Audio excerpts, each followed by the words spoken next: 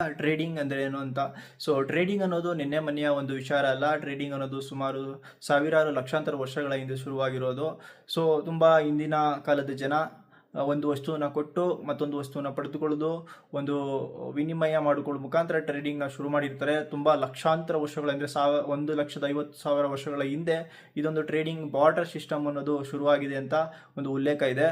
So ಅದೇ ರೀತಿ ನಿಮಗೆ ತಿಳಿದಿರೋ ಪ್ರಕಾರ ಕೆಲವು ನಾಗರಿಕತೆಗಳು ಅಂದರೆ ಮೈಂಜದಾರೋ, ಈಜಿಪ್ಟಿಯನ್ ನಾಗರಿಕತೆಗಳು, ಹರಪ್ಪ ನಾಗರಿಕತೆಗಳು, ಈ ಥರ ನಾಗರಿಕತೆಗಳು ಬೆಳೆದಂಗೆ ಮತ್ತು ಯುಗಗಳು ಅಂದರೆ ನಿಮಗೆ ಒಂದು ಲೋಹಯುಗ, ಶಿಲಾಯುಗ, ಈ ಥರ ನಿಮಗೆ ಗೊತ್ತಿರೋಂಥ ಯುಗಗಳು ಕಳೆದಂಗೆ ಈ ಟ್ರೇಡಿಂಗ್ ಕಾನ್ಸೆಪ್ಟ್ ಬದಲಾವಣೆ ಹೊಂದುತ್ತಾ ಬಂದಿದೆ. ಕನ್ನಡದಲ್ಲಿ ವ್ಯಾಪಾರ ಮಾಡೋದು, ವಿನಿಮಯ ಮಾಡೋದು, ಷೇರು ವಹಿವಾಟು ಮಾಡೋದು ಮತ್ತು ವ್ಯವಹಾರಗಳ ಮಾಡೋದನ್ನ ಟ್ರೇಡಿಂಗ್ ಅಂತ ಕರೀತಾರೆ. ಒಂದು ವ್ಯಾಪಾರ ಮಾಡೋದು ಅಂತಂದರೆ ಒಂದು ಯಾವುದಾದರೂ ಒಂದು ವಸ್ತುವನ್ನ ಬೈ ಮಾಡೋದು ಮತ್ತು ಸೇಲ್ ಮಾಡೋದು, ಅಂದರೆ ಒಂದು ತೆಗೆದುಕೊಳ್ಳೋದು ಮತ್ತು ಅದಕ್ಕೆ ಬೇಕಾದ ಬೆಲೆಯನ್ನು ತಿರುವುದು, ಇದನ್ನ ವ್ಯಾಪಾರ ಮಾಡೋದು ಒಂದು ಕಾನ್ಸೆಪ್ಟು.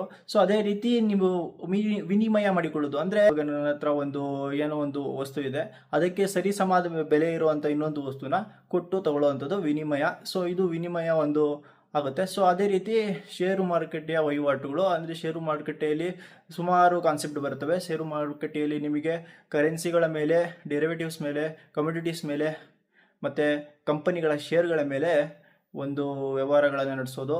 ಸೊ ಇದು ಕೂಡ ಒಂದು ಟ್ರೇಡಿಂಗ್ನ ಒಂದು ಕಾನ್ಸೆಪ್ಟ್ನಲ್ಲಿ ಬರುತ್ತದೆ. ಅಂದರೆ ನಿಮ್ಮ ಹತ್ರ ಇರುವಂಥ ಅಸೆಟ್ಗಳ ಮೇಲೆ, ಸೊ ನಿಮ್ಮ ಮನೆ ಮತ್ತು ಇನ್ನೊಂದು ವಸ್ತು, ಜಮೀನು, ಮತ್ತೊಂದು ನಿಮ್ಮ ಬೆಲೆ ಬಾಳುವಂಥ ಒಂದು ಅಸೆಟ್ಗಳ ಮೇಲೆ ವ್ಯಾಪಾರ ಮಾಡೋದು, ವ್ಯವಹಾರಗಳು ಮಾಡೋದು, ಇದು ಕೂಡ ಒಂದು ಟ್ರೇಡಿಂಗ್ನ ಕಾನ್ಸೆಪ್ಟ್ನಲ್ಲಿ ಬರುತ್ತದೆ.